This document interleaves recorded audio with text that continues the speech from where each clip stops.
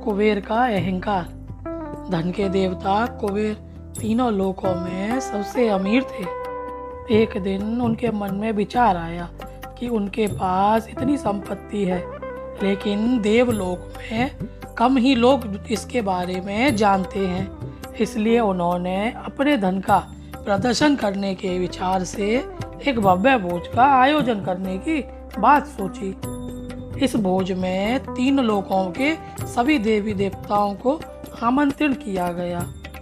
भगवान शिव कुबेर के इष्ट देवता थे, इसलिए उन्होंने भगवान शिव का आशीर्वाद लेने कुबेर कैलाश को गए और भगवान शिव से कहा, प्रभु, आज मैं सभी लोकों में सबसे ज़्यादा धनवान हूँ। यह सब कुछ आपकी कृपा से ही संभव हो पाया है।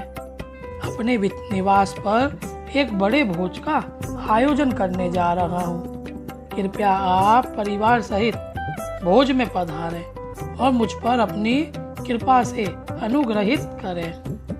भगवान शिव को कुबेर के मौजूद अहंकार दिख गया, इसलिए भगवान शिव बोले, वत्स, मैं कहीं बाहर नहीं जाता, इसलिए एक उपाय है।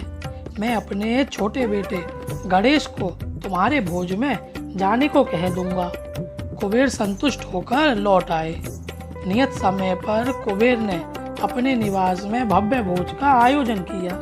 सभी लोकों के देवता असुर पहुंच चुके थे।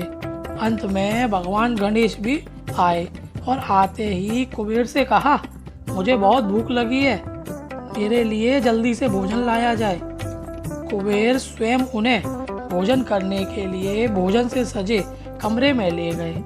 सोने और चांदी के थाली में भोजन परोसा गया। कुछ देर बाद ही परोसा गया सारा भोजन खत्म हो गया। गणेश जी के लिए दोबारा खाना परोसा गया।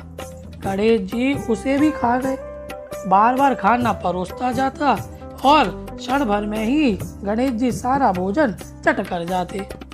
थोड़ी ही देर में हजारों देवी देवताओं और असुरों के लिए बना भोजन खत्म हो गया, लेकिन भगवान गणेश का पेट नहीं भरा। वे रसोई घर में जा पहुँचे और वहाँ रखा सारा कच्चा सामान भी खाने लगे, लेकिन तब भी उनकी भूख वहाँ समाप्त नहीं हुई। जब सभी खाद्य वस्तु खत्म हो गईं, तो भगवान गणेश ने कुबेर से कहा, जब तुम्हारे इस भोज में मुझे खिलाने के लिए कुछ था ही नहीं, तो तुमने मुझे अपने भोज में न्योता क्यों दिया? भगवान गणेश की बात सुनकर कुबेर का अहंकार चूर चूर हो गया। फिर कुबेर ने भगवान शंकर और माता गौरा से माफी भी मांगी। तो बोलो राधे राधे।